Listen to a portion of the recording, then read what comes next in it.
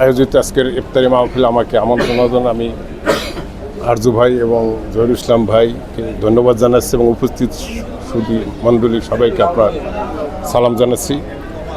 আমি আপনাদের নারায়ণগঞ্জ জেলায় নূতন, যার জন্য সবাইকে আমি চিনি না। আর আমি আছি পাবলিক লাইব্রেরিতে।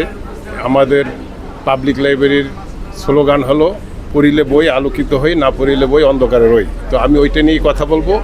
আমরা আমাদের সন্তানদেরকে আমরা সবাই চেষ্টা করব পাঠাগারমুখী করার জন্য, পাঠাভ্যাস বৃদ্ধির জন্য, এবং পাঠাভ্যাস ছাড়া আমাদের সন্তানরা কখনই কোথাও দাঁড়াতে পারবে বলে আমি মনে করি না। আমি আমার অভিজ্ঞতা, ছোট্ট একটু অভিজ্ঞতা আমার শেয়ার করছি।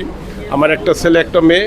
আমার ছেলেটা কিন্তু 2 বছর আগে সরওয়ার্দী মেডিকেলে টেকছে, ঢাকা বিশ্ববিদ্যালয়ে টেকছে এবং সর্বশেষ বুয়েটে ট্রিপলি পড়ছে। এটা কিন্তু আমার এই পাঠাগার থেকেই অর্জন।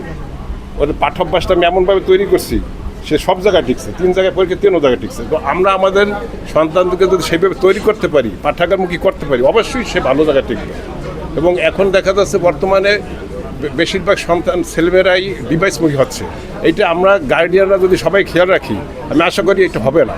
আমাদের খেয়াল রাখতে হবে। আমি আমার বাস্তব অভিজ্ঞতাকে বলছি, আমি আমার ছেলেরা কি ভালো কোথাও প্রাইভেটও পড়াই নেই। অনেক আছে না শিক্ষকদের অনেকগুলো, আমার ছেলে কিন্তু কোথাও প্রাইভেট পড়ে, শুধু নারায়ণগঞ্জ আইডিয়াল স্কুলে পড়ছে, পরে নটরডেম কলেজ, এরপর ওই মানে যেখানে পরীক্ষা সেখানে দেখছে। আমি আপনাদের সবাইকে বিনীতভাবে অনুরোধ করব, আমরা আমাদের সন্তানদেরকে অন্তত সপ্তাহে যেদিন ওদের বন্ধ থাকে ওই দিন আমাদের কিন্তু শনিবার থেকে বুধবার পর্যন্ত অফিসটা খোলা থাকে, শুক্র শনি, মানে রোববার থেকে আমাদের বন্ধ হলো বৃহস্পতিবার শুক্রবার।